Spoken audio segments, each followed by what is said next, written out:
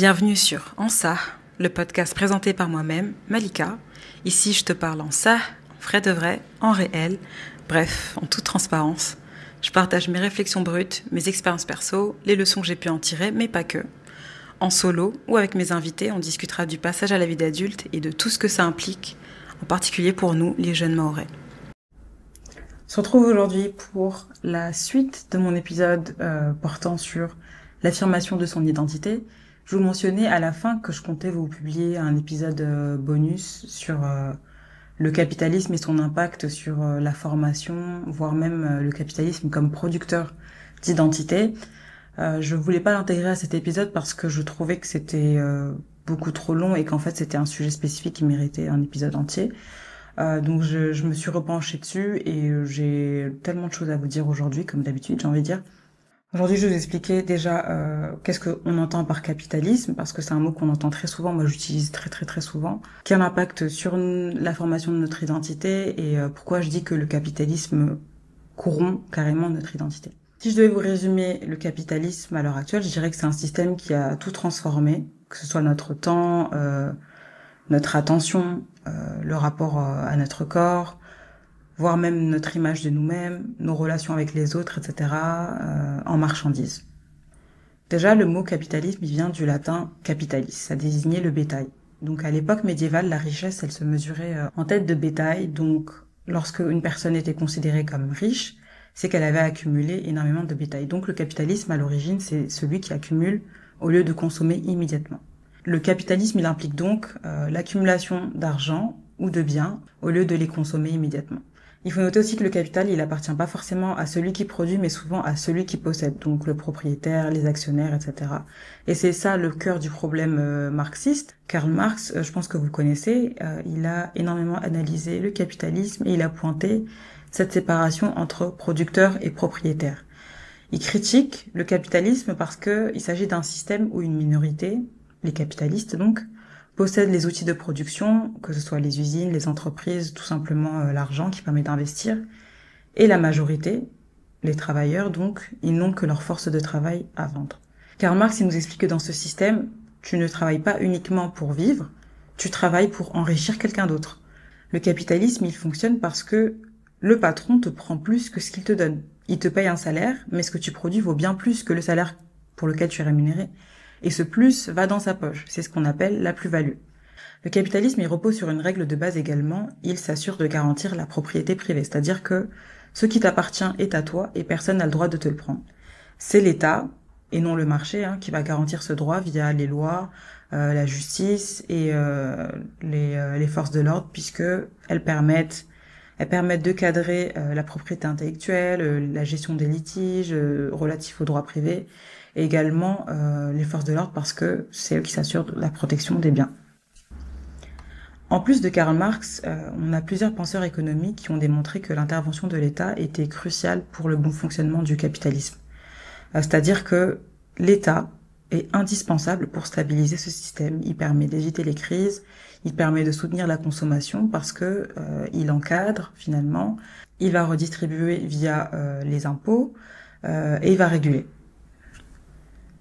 Le capitalisme aujourd'hui, je dirais que c'est le système économique qui est dominant dans le monde. Les États le régulent plus ou moins fortement, mais en fonction de là où tu vis, le degré de capitalisme, c'est-à-dire la place qu'on laisse au marché et au secteur privé, va varier. Chaque État ne va pas jouer le même rôle. Et ça impacte radicalement notre quotidien parce que si tu vis en France ou dans un pays nordique européen, tu as ce qu'on appelle une économie mixte. L'État est super présent, il nous garantit que l'école soit gratuite, il nous garantit un système de santé publique, des aides sociales, des transports subventionnés, etc., etc. Les institutions privées, elles existent évidemment, mais elles restent encadrées parce que l'État va agir comme un tampon social. En revanche, si tu vis aux États-Unis, tu es dans un modèle beaucoup plus libéral parce que l'État intervient très peu. L'éducation va coûter cher, la santé est privatisée, les protections sociales sont très minimales. Donc dans cette configuration, tu te débrouilles tout seul et si tu réussis, tant mieux. Et si tu échoues, tu te retrouves tout seul à gérer, quoi. Donc c'est relativement compliqué. Moi, c'est pour ça que les États-Unis, c'est un pays qui m'enchante très peu. Je trouve que c'est un système effrayant en fait parce que tu peux te retrouver endetté pour rien du tout. Suffit d'un accident bête et t'es dans la dé quoi. Donc, après, il y a des pays comme la Chine où ils pratiquent un capitalisme d'État, c'est-à-dire que l'État va contrôler les grandes entreprises, il va fixer les priorités économiques, mais il va également autoriser l'entrepreneuriat privé. Voilà pour ce qui est des explications historiques. Donc, le capitalisme aujourd'hui, pour les jeunes, on va dire qu'on est nombreux à le tenir responsable de tout ce qui va mal, que ce soit la crise climatique, l'exploitation des travailleurs, les inégalités, la surconsommation. Pour tout ça, il y a clairement une corrélation directe avec la manière dont la société est configurée aujourd'hui avec ce système capitaliste. C'est important de rappeler qu'on a grandi avec l'illusion que si on travaille dur, on va forcément réussir et qu'il suffit de mériter sa place. C'est le système de méritocratie. Typiquement, alors que dans les faits, les inégalités, elles explosent et c'est de plus en plus difficile d'être même locataire aujourd'hui, n'en parlons pas de devenir propriétaire. C'est très compliqué. Et là, récemment, il y a eu un clip de Pape San, je crois que c'est un youtubeur ou un streamer, je sais pas, qui a fait le buzz parce que il disait que on se victimise et que il suffit de travailler, que dans la vie, si tu travailles pas, t'as rien, etc., etc. Et qui veut pas qu'on lui parle de méritocratie, etc. Enfin, clairement, c'était une prise de position carrément ignorante en fait, parce que il y a même pas besoin d'avoir fait de la sociologie pour comprendre que en fonction de là où t'as grandi, en fonction du capital social dont tes parents disposent, là j'utilise des termes sociologiques, mais même si t'as pas ces mots, tu peux observer que pas tout le monde grandit avec la même égalité des chances, littéralement en fait. Même si la République promeut ça, liberté, égalité, fraternité, blablabla. Non, en fait, c'est pas la réalité. Il y a des choses qui ont été mises en place pour essayer de limiter, essayer de donner un coup de pouce aux jeunes qui grandissent dans des environnements difficiles, dans des environnements précaires. Mais ça ne suffit pas pour réduire le fossé entre la partie de la population qui est privilégiée et la partie de la population qui est en galère, littéralement. Donc, bon, faut faire attention quand même à comment on parle parce que moi, je pars du principe que, typiquement, j'ai eu beaucoup de chance. La manière dont j'ai pu poursuivre mes études, poursuivre ma carrière, etc., c'est de la chance, c'est parce que la famille que j'ai a pu me donner les moyens de réussir. Pourtant, c'est pas une question d'être aisé ou non, on est une classe moyenne, mais mes parents ont étudié et le capital social qu'ils ont eux-mêmes accumulé m'a permis de bénéficier de certaines connaissances que peut-être d'autres camarades n'ont pas pu avoir comme bagage, et c'est ce qui m'a permis d'aller un peu plus loin, voilà. Ça veut pas dire que je n'ai pas travaillé, ça veut pas dire que toutes les personnes qui ont réussi dans leur vie ne l'ont pas mérité, etc., etc. Non, mais c'est des choses quand même qu'il faut prendre en compte et dont il faut être conscient quand on pense parcours scolaire, quand on pense excellence, etc., etc. Bref, revenons-en au capitalisme. Moi, le problème que j'ai avec ce système, c'est que il ne te permettra jamais une réelle paix intérieurement. Tu seras toujours en train de courir après plus, même quand tu as assez aujourd'hui par la grâce de Dieu. Tu vas toujours avoir peur de ne plus avoir assez demain. C'est même pas une question de survie, c'est une peur qu'on nous a fabriquée en fait. Et le capitalisme, il laissera jamais la place au contentement, sachant que notre humanité, elle fait que on sera des êtres éternellement insatisfaits. C'est dans notre nature, on le sait, mais ce système, il va reposer d'autant plus sur cette faiblesse. Voilà pourquoi je suis contre le capitalisme. Il n'y a pas un seul jour où je demande pas la fin de ce système. Peut-être que c'est carrément dans les mots que j'ai le plus utilisés dans ma vie, tellement je critique ce système. Et comment ne pas faire autrement, en fait? Je pense que tout le monde voit bien qu'il nous bouffe de l'intérieur, que les conséquences de cette course aux richesses, elles se répercutent dans tous les sujets, et ça commence avec nous-mêmes, ça commence avec notre propre identité. Donc pourquoi je dis que le capitalisme, il est producteur d'identité? Parce que, déjà, dans un système capitaliste, notre valeur, elle est souvent réduite à notre utilité économique, c'est-à-dire à quel point on est productif dans cette société. Donc ton emploi, ta carrière, ils vont souvent devenir des composantes centrales de ton identité en tant qu'individu. C'est pour ça que la question qu'est-ce que tu fais dans la vie, c'est l'une des premières questions qu'on te pose quand tu rencontres quelqu'un. Toi, sinon, tu fais quoi? Nanana. On s'est habitué à se présenter par nos métiers comme si notre fonction sociale, elle définissait notre humanité, alors que pas du tout. Je pense qu'il faut carrément qu'on arrête ça, qu'on arrête de se présenter déjà par nos professions, qu'on arrête de se définir par nos métiers. L'autre fois d'ailleurs, en avril, j'avais rencontré des filles à une sortie bateau. C'est des filles que je connaissais pas, mais certaines, on avait des amis en commun. Donc, il y a une des filles qui m'a demandé « Ah, c'est pas toi la podcasteuse ?» J'ai répondu « Oui, c'est moi. » Et la vérité, j'ai kiffé. J'ai kiffé cette interaction parce qu'en fait, Podcasteuse, c'est pas du tout mon métier, ça n'a rien à voir avec ce que j'ai étudié et ce que j'exerce aujourd'hui. Et jusqu'à présent, j'ai fait 0 € grâce à ça. Mais ça m'a fait plaisir, en fait. C'est ma nouvelle activité et je pense que c'est quelque chose qui me définit plutôt bien. Je pense d'ailleurs que si je dis que je suis podcasteuse, ça en dit plus sur moi que de dire que je fais de la conformité. Enfin, le contenu que je produis, il me profite. Je pense pas que si je n'avais pas décidé de créer mon podcast, j'aurais passé des heures et des heures à approfondir mes connaissances sur des sujets. Alors que, enfin, je suis curieuse, hein, je me renseigne et tout, je m'informe sur beaucoup de choses. Mais produire un podcast, c'est comme produire une dissertation. À chaque fois que je produis un épisode, je produis une dissertation. Hein. Et je trouve ça cool. Ça fait penser que moi, dès que j'ai un nouveau centre d'intérêt, mon premier réflexe, c'est d'acheter, d'investir dans du matériel, commencer à me procurer les outils utilisés par les personnes qui sont déjà dans le domaine depuis. Mais quand même, je trouve que c'est pas une bonne chose que dès que je me lance dans un nouveau truc, je commence à chercher le matos et tout. Parce qu'en fait, avant même de me plaire dans cette nouvelle passion, en utilisant ce que j'ai déjà à ma disposition, bah j'ai déjà investi, je sais pas, des centaines d'euros et je sais même pas si je vais tenir ce nouveau hobby. C'est comme si en fait, dès que je développe un nouveau centre d'intérêt, je cherche à tout prix à acheter quelque chose qui va refléter cette nouvelle identité. Ou comme quand j'ai commencé mes recettes sur la Danazana, enfin ça c'était il y a 3 ans maintenant je crois. J'avais ouvert ma page de cuisine et tout. Et direct j'ai acheté tripod, j'ai acheté je sais pas quoi, et j'ai acheté un tas de trucs. Autant je les ai utilisés, mais en fait, j'avais déjà un bon téléphone, j'avais déjà suffisamment d'outils pour filmer ce que je cuisinais dans ma cuisine, hein, j'avais déjà tout ce qu'il fallait. Mais je sentais le besoin d'acheter de nouveaux couteaux, d'acheter enfin plein de trucs en fait. J'avais déjà un robot ménager donc ça va. Mais je me dis quand même, j'aurais pu attendre. Là, j'ai arrêté de produire du contenu cuisine. J'ai un tripod qui me sert à rien. J'ai une ring light qui me sert à rien. Bon, peut-être que je l'utiliserai pour mon podcast, mais voilà, j'aurais pu m'en passer. Autre exemple aussi qui, je pense, parlera à plus de gens, quand on se remet au sport. Quand tu te dis que ça y est, ça y est, je vais être une go de la salle, je vais être un go muscu et tout. Direct, tu te dis, ok, faut que j'achète les tenues, les ensembles de sport, les tenues Gymshark, la gourde, les suppléments de whey, etc., etc. Et franchement, t'as pas besoin. Tu peux juste aller à la salle avec ton gros t-shirt là, avec ton gros t-shirt de la mairie de Mamoudzou et ton legging. Moi maintenant, je fais ça, j'ai délaissé tout ça. Hein. J'ai un gros t-shirt en fait, et franchement, mes meilleures séances. Gros t-shirt jogging / legging, et t'es bien. Mais bon, je m'éparpille, mais voilà. Tout ça pour illustrer qu'en fait, ce comportement-là, ça porte un nom et c'est le consumérisme. C'est pas juste acheter beaucoup de manière impulsive. On vit dans un système qui nous encourage à nous construire à travers la consommation. Tu ne fais pas que pratiquer une activité, tu veux absolument ressembler à l'idée qu'on se fait de quelqu'un qui la pratique.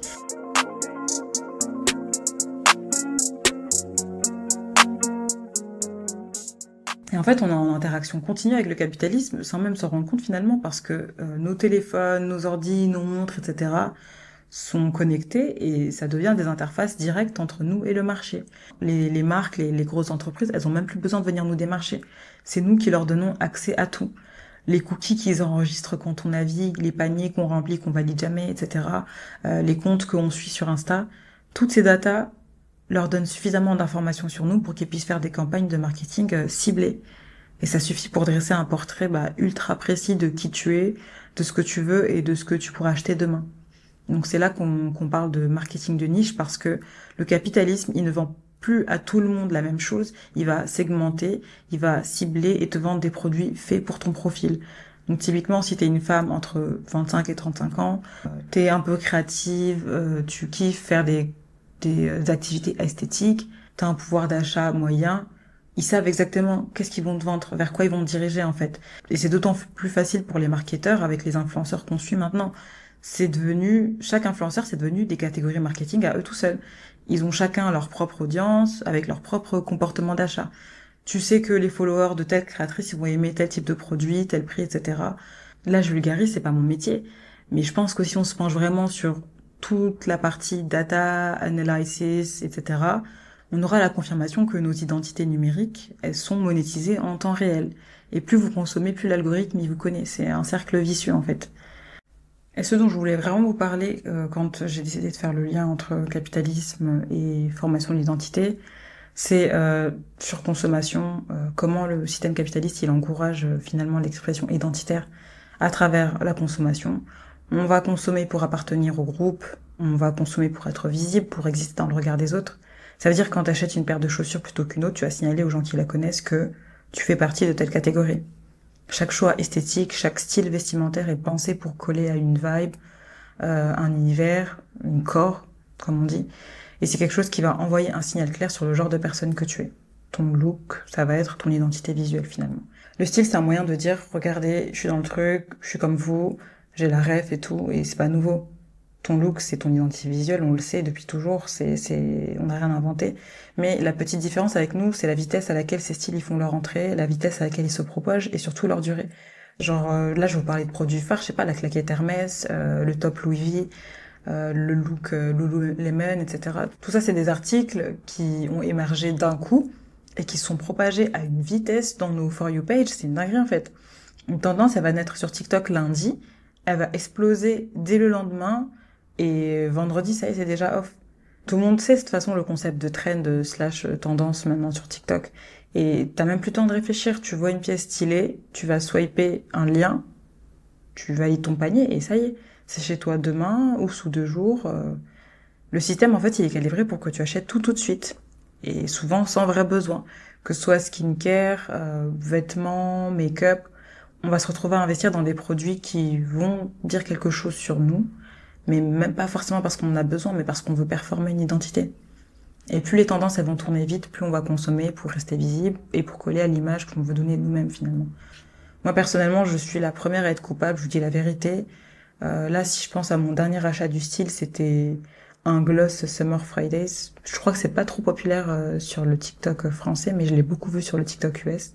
J'étais au Sephora pendant mes dernières vacances quand j'étais au Qatar et j'étais en train de racheter en fait les produits que je peux pas acheter à Mayotte ou alors qui sont vendus à des prix exorbitants. Et j'avais pas besoin de gloss, je vous dis la vérité, j'ai déjà suffisamment de gloss, il y en a plein que j'arrive pas à finir. Et en plus c'est tout le temps la même couleur que j'achète, mais bref, j'ai vu ce fameux gloss que toutes les Américaines elles avaient. Il est même pas réputé pour un quelconque bienfait ou pour te faire des lèvres de fou et tout, mais c'est juste que j'ai vu dans tellement de vidéos ces influenceuses pendant qu'elles racontaient leur vie le sortir, le réappliquer, etc. Et je le trouvais trop stylé en fait. Franchement, le packaging il me plaisait bien. Donc j'ai foutu ça dans mon panier. Ça sonne hyper bête et j'en avais pas du tout conscience au moment de l'acheter, mais vas-y, j'ai vu ça, j'étais inspirée, je l'ai mis dans mon panier. Donc je l'ai acheté, j'étais toute excitée et tout, et je le porte, hein. Franchement, là, à l'heure où je vous parle, je le porte. Et il est bien, enfin, il est beau, il fait un très beau nude avec ma carnation, donc j'ai pris une bonne teinte, je crois que j'ai pris la teinte Brown Sugar. Il me va bien, franchement, si vous êtes foncé et tout, la teinte Brown Sugar, voilà. Là, je suis en train de critiquer le capitalisme, et je vous glisse un placement de produit, c'est pas possible d'être comme ça. Mais rêve, n'achetez pas ce gloss en fait, parce que en plus il est nul. Moi, si je le mets sans mon baume à lèvres, le mets sans mon baume à lèvres habituel, ça va me faire des lèvres toutes desséchées, toutes gercées façon là. Il est nul en fait. Il est bien juste pour colorer un petit peu. Donc, bref, achat à perte. En plus de ça, j'ai jamais filmé une vidéo de moi où on me voit l'appliquer comme les Américaines parce qu'en fait, je ne suis pas influenceuse. Et en fait, posons-nous 2 secondes et parlons du fléau que sont les influenceurs lifestyle. Moi, j'en suis. Encore une fois, je me critique moi-même. Mais on est beaucoup à vivre comme ça, donc parlons-en honnêtement. Je l'ai pas acheté parce que j'en avais besoin, je l'ai acheté parce que j'ai vu un tas de meufs sur TikTok l'avoir, le porter, donc j'ai jeté 26 €. C'est une dinguerie en soi déjà qu'on ait normalisé des produits lèvres à plus de 20 €. Mais c'est aussi là que ça devient dangereux en fait, parce que à force d'être exposé à ces influenceuses, qui sont souvent millionnaires ou ultra privilégiées parce que c'est des gosses d'eux, on commence à croire que leurs habitudes de vie, elles sont normales. On commence à croire qu'on peut vivre pareil. Faire une virée chez Sephora pour claquer 200 € sur des produits juste pour tester, c'est banal. Sachant que 200 € de produits chez Sephora, c'est pas grand chose, c'est 3-4 choses, hein.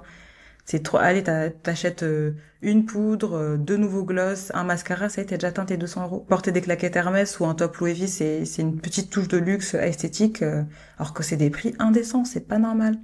Les gars, réveillons-nous. Moi, j'avoue, j'ai pas des claquettes Hermès, j'ai jamais acheté de produits Louis V, j'ai jamais mis 800 € dans des chaussures, mais j'ai l'impression que vous êtes beaucoup à le faire. Et je rappelle qu'en France, le revenu médian, c'est genre 1900 € par mois. Ça veut pas dire que vous gagnez 1900 € par mois. Moi, je suis pas dans vos poches, je suis pas là en train de regarder comment vous dépensez, mais réfléchissez un peu, remettez-vous dans le contexte. Vous vous comparez à des personnes qui gagnent 10 fois, 20 fois, 50 fois plus que vous, et vous imitez un style de vie qui n'est pas du tout aligné avec votre réalité. C'est performer une identité. c'est performer une identité qui est hyper coûteuse, qui est instable en plus, et c'est culture du vide. Recentrons-nous, s'il vous plaît, franchement. Après, acheter, c'est pas toujours le problème.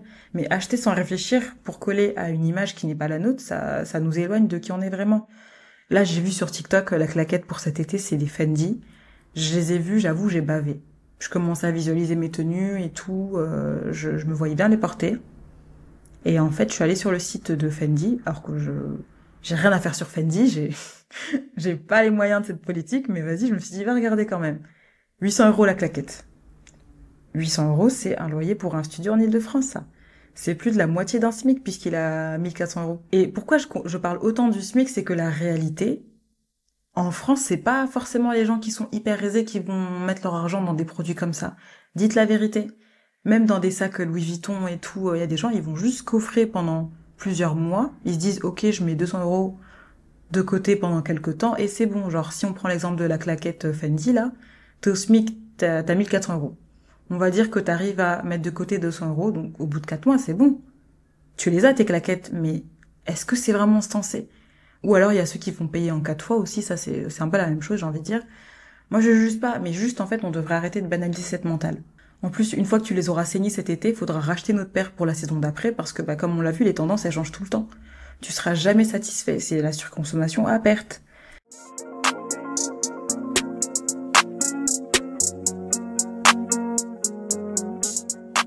Bref, donc, pour en revenir à l'identité, la plupart de ces tendances, elles sont interchangeables, éphémères et carrément vidées de leur sens.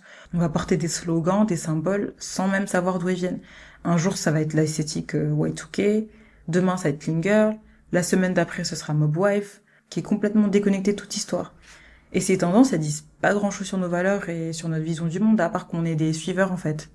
Elles vont durer quelques jours, et elles vont finir par être aussitôt remplacées. Tout ça, en fait, c'est juste une façade esthétique. C'est du style sans substance. C'est pour ça qu'on parle de marchandisation de l'identité. Il n'y a aucune authenticité dans les expériences qu'on vit, dans ce qu'on partage. Et c'est triste parce que dans la vingtaine, c'est censé être les années où on découvre notre identité, on se découvre soi-même, on expérimente des choses, en fait, pour apprendre vraiment qu'est-ce qui nous ressemble et qui on est. Et vivre comme ça, ça fait que on se retrouve à copier les gens et à suivre des moves qui ne sont peut-être même pas cohérents avec nos idées à l'heure actuelle. T'es là, t'as voulu faire exactement comme la meuf que t'as vu passer dans ta FYP, t'as demandé toutes ses rêves pour donner la même vibe, tu veux avoir le même fit qu'elle, produire le même effet et tout, et en fait, tu veux juste acheter son esthétique. Sauf que ça n'a rien à voir avec ton identité, c'est de la consommation. Et là, je m'adresse aux filles en particulier parce que je connais pas les trends des mecs, mais ça, réfléchissez, arrêtez de copier pour copier. En plus, je suis désolée de vous l'apprendre, mais quand on copie, ça rendra jamais pareil, en fait, vous êtes pas les mêmes personnes. De la même manière que quand tu commandes un vêtement que t'as apprécié sur un mannequin qui ne te ressemble en rien et que t'es déçu parce que ça rend pas aussi bien, oui, c'est normal, vous n'êtes pas les mêmes personnes, vous n'avez pas le même corps.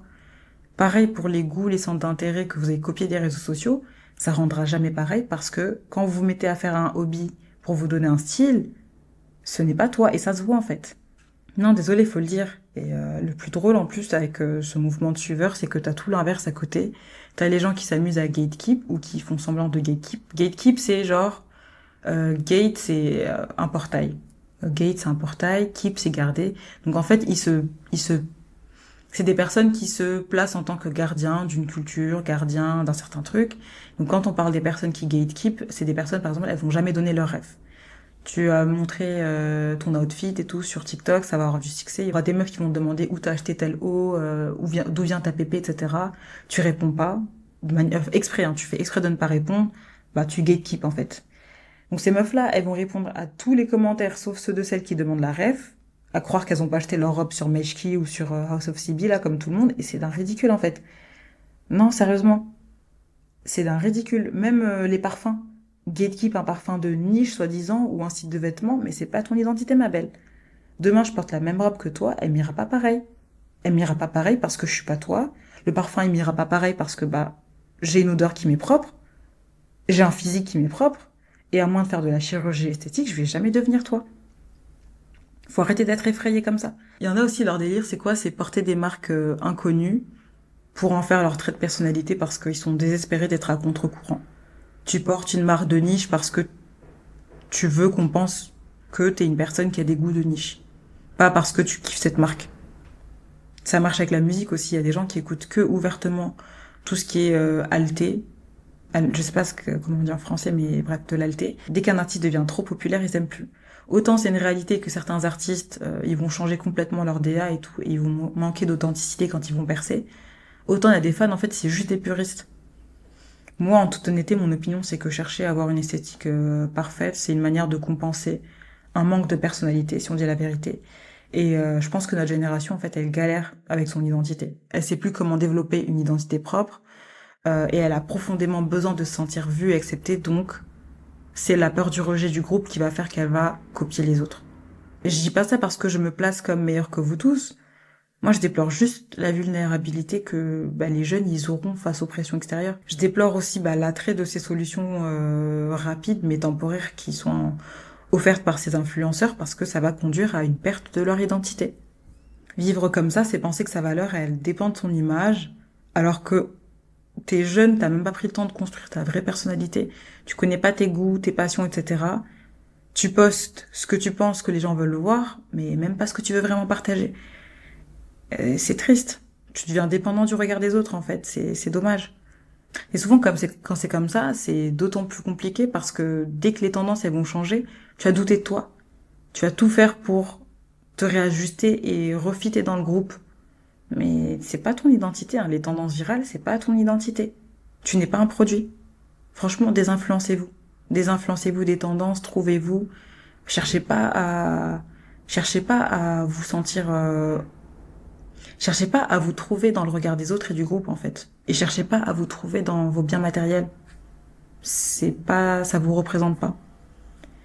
Au final, on croit qu'on fait des choix, mais c'est souvent le système qui choisit pour nous.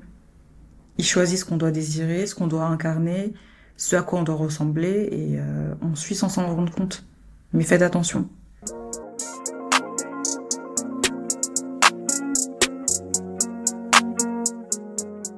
Bref, voilà ce que j'avais à vous dire concernant le capitalisme et le consumérisme vis-à-vis de l'identité. Le consumérisme, il va vous faire croire que l'identité, elle s'achète, qu'elle se construit par l'accumulation d'items, de biens qu'on a vus sur des personnes auxquelles on aimerait ressembler, mais c'est pas ça. À la base, on n'est pas censé chercher notre valeur dans ce qu'on possède. Moi, j'avoue, je parle comme une anti-système et tout, je suis un peu hypocrite parce que j'ai un iPhone, j'ai des produits Apple, je commande des vêtements en ligne, je crée du contenu moi aussi, je suis vulnérable face aux influenceurs. Et c'est là qu'elle se trouve toute cette contradiction parce que on vit dans un système qu'on critique, on est forcé de vivre dans ce système qu'on critique. Tu ne peux pas ne pas participer au capitalisme, je pense que c'est impossible. On dépend de ce système. Tu peux pas, un jour tu décides que tu coupes tout, tu dépends de rien de la société, tout, tu t'isoles dans une ferme et tout. Je pense que c'est difficile de vivre comme ça. Et pas tout le monde, de toute façon, a la capacité de le faire. Faut avoir des biens pour vivre comme ça.